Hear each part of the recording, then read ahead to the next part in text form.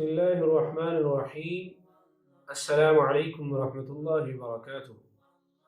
آج کی حدیث عن ابی قتادة بن ربیعی قال قال رسول اللہ صلی اللہ علیہ وسلم قال اللہ عز وجل انی فرضت على امتك 5 صلوات وعاهدت عندي عهدا انه من جاء يحافظ عليهن لوقتهن ادخلته الجنة ومن لم يحافظ عليهن فلا عاہد له عندی۔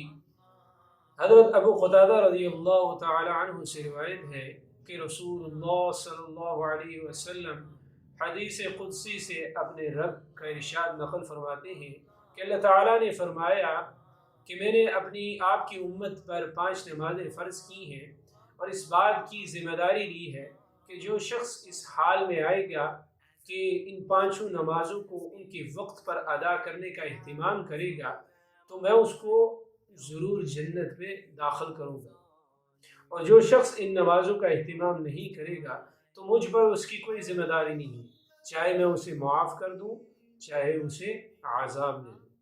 تو اللہ تعالی ہمیں نمازوں کے اہتمام کرنے کی توفیق عطا فرمائے اور ان کے وقت پر ادا کرنے کی توفیق عطا فرمائے۔ جزاکم اللہ خیر والسلام۔